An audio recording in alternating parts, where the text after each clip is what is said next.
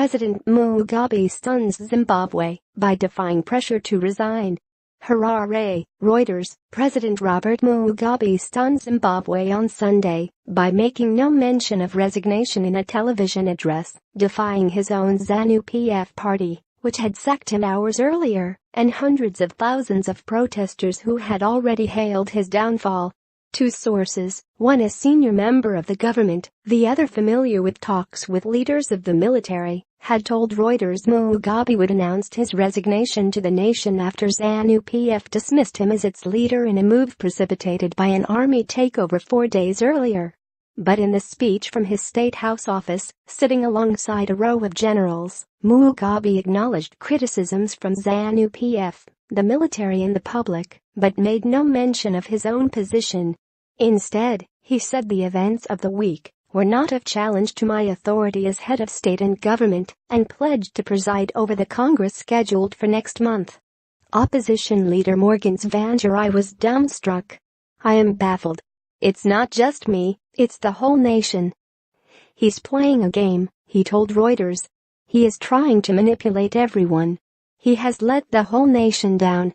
ZANU-PF had given the 93-year-old, who has led his country since independence in 1980, less than 24 hours to quit as head of state or face impeachment, an attempt to secure a peaceful end to his tenure after a de facto military coup. Chris Mutsvangwa, the leader of the Liberation War veterans who'd have been spearheading an 18-month campaign to oust Mugabe, said plans to impeach him in Parliament, which next sits on Tuesday, would now go ahead, and that there would be mass protests on Wednesday. He also implied that Mugabe, who spoke with a firm voice but occasionally lost his way in his script during the 20-minute address, was not aware of what had happened just hours earlier. Blind or deaf, either somebody within ZANU-PF didn't tell him what had happened within his own party, so he went and addressed that meeting oblivious, or he was blind or deaf to what his party has told him, Mutsvangwa said. ZANU-PF's Central Committee had earlier named Emmerson Mnangagwa as its new leader. It was Mugabe's sacking of Mnangagwa as his vice president to pave the way for his wife Grace to succeed him that triggered the army's intervention. On Saturday, hundreds of thousands had taken to the streets of the capital Harare to celebrate Mugabe's expected downfall and hail a new era for their country.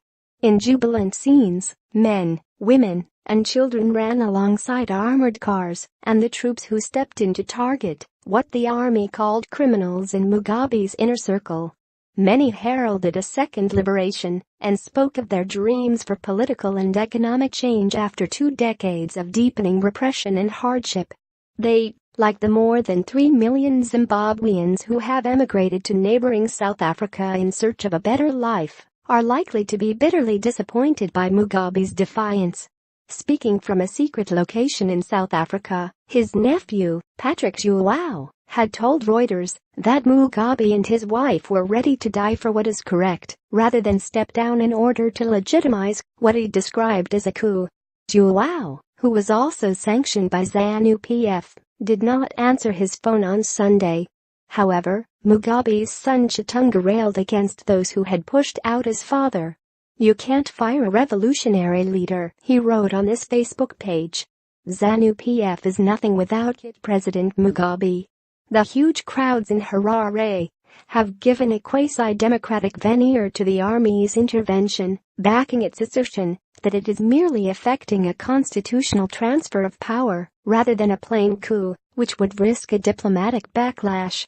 But some of Mugabe's opponents are uneasy about the prominent role played by the military and fear Zimbabwe might be swapping one army-backed autocrat for another rather than allowing the people to choose their next leader.